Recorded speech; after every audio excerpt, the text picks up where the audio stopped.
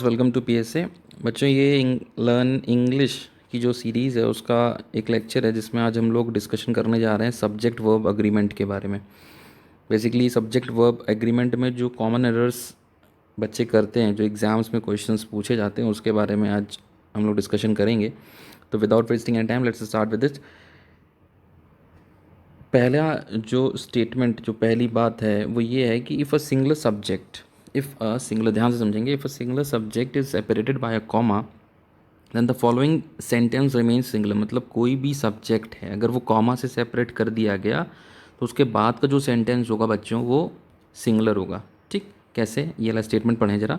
The child, comma, child के बाद जैसे ही कॉमा आया इसके बाद का जो स्टेटमेंट है वो सिंगलर होना चाहिए। तो क्या ये सिंगलर है? Together with this grand mother and his parents is going to the beach. सही है, सिंगलर है। सेकंड स्टेटमेंट देखें, फ्रैंक, कॉमा, जैसे ही फ्रैंक कॉमा हुआ उसके बाद आता है accompanied by his students, accompanied by his student were at the studio. ये वर जो यहाँ पे लगा दिया गया है इससे सेंटेंस हमारा रॉन्ग हो गया। ठीक है। थर्ड स्टेटमेंट देखें, इसी को कैसे सही फॉर्म में लिखेंगे। Frank accompanied by his student was at the studio. Okay, तो सिंगुलर सब्जेक्ट जब भी कॉमा से सेपरेट होगा उसके बाद का जो स्टेटमेंट होगा वो सिंगुलर फॉर्म में होना चाहिए। ठीक है। सेकेंड देखिए, collective noun such as family, majority, audience, and committee are singular when they act as one group, and they are plural when they act as individuals. ठीक, majority of the shareholders wants the merger। यहाँ पे अगर देखा जाए ये जो word है majority as a share holders के लिए काम के लिए यूज़ किया जा रहा है। तो शेयर होल्डर्स बच्चों क्या है? एक ग्रुप है, इसलिए ये हमने मेजॉरिटी वर्ड को सिंगुलर फॉर्म में यूज़ किया हुआ है। ठीक, जैसे हमने अभी पहले ही बताया था, जब भी एक ग्रुप में आप इसको यूज़ करोगे, सॉरी, जब भी आप इसको ग्रुप में यूज़ करोगे तब ये सिंगुलर होंगे। ठीक, तो यहाँ पे हमने ग्रुप के लिए यूज़ किया इसलिए इसको majority of the share holder wants the merger singular form में यूज़ किया है। अगला सेंटेंस है the jury were in disagreement. ये प्लूरल फॉर्म में यूज़ हुआ, the jury were in disagreement. ठीक, क्योंकि यहाँ पे एज अ इंडिविजुअल काम किया जा रहा है। क्लियर है? नेक्स्ट देखिए, all phrases separated by and are plural, phrases separated by or are singular.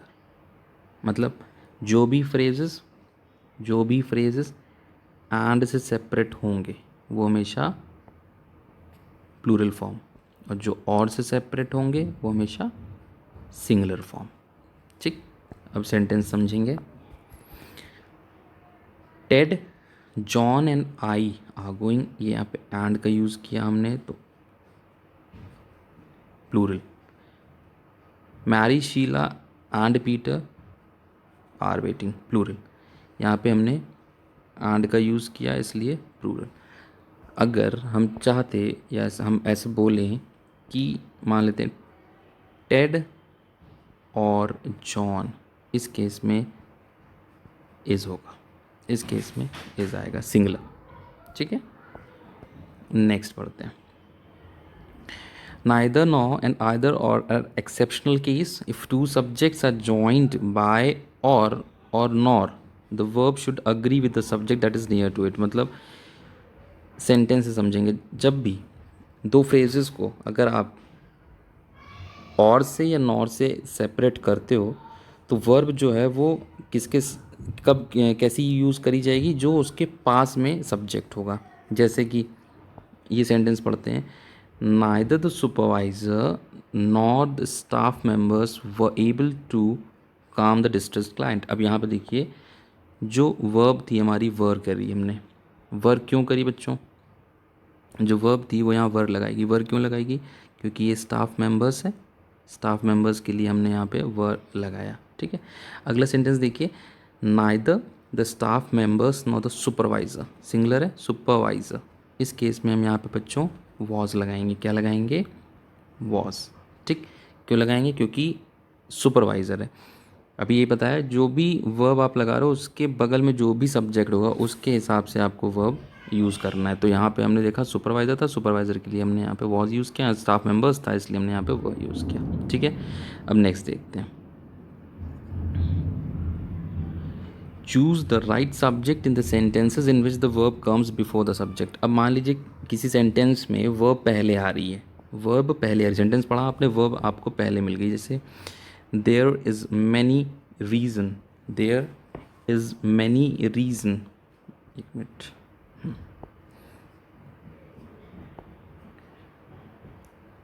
ये वाला कलर ही लेते हैं।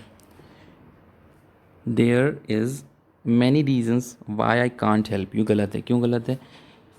बिकॉज अगर देखा जाए सब्जेक्ट इस केस में रीज़न है, ठीक, जिसके लिए ये सेंटेंस फॉर्म हुआ है, मैनी रीजन्स की बात हो रही है, तो रीजन्स यहाँ पे एस लगा हुआ है रीजन्स के साथ, मतलब ये प्लूरल फॉर्म में है, तो हमको इसके लिए यहाँ पे इज़ की जगह आर लगाना पड़ेगा। तो नेक्स्ट स्टेटमेंट में जो चीज़ हमने यूज़ करी है वो सही है, there are many reasons why I can't help you.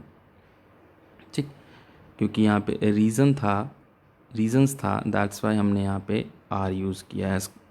यहाँ पे जो इज़ यूज़ हुआ वो रॉन्ग है और राइट हमारा कौन सा है? आर वाला। ठीक है, तो जो वर्ब है उसके हिसाब से सही सब्जेक्ट चूज़ करें और फिर वर्ब आप लगाएं। होप इतना आपको क्लियर हुआ होगा। ठीक, कोशिश करिए इसमें जो सब्जेक्ट वर्ब एग्रीमेंट में ज़्यादातर मिस्टेक्स बच्चे करते हैं उसी के बारे में हमने डिस्कशन किया है। अगर आपको कोई डाउट हो तो हमको ज़रूर व्हाट्सएप या टेलीग्राम पे कांटेक्ट कर सकते हैं। बाकी हमारे चैनल से जुड़े रहिए, हम आपको ऐसी छोटी छोटी चीज़ें और समझाते रहेंगे, बताते रहेंगे, ताकि आपको और चीज़ें क्लियर हो जाएं।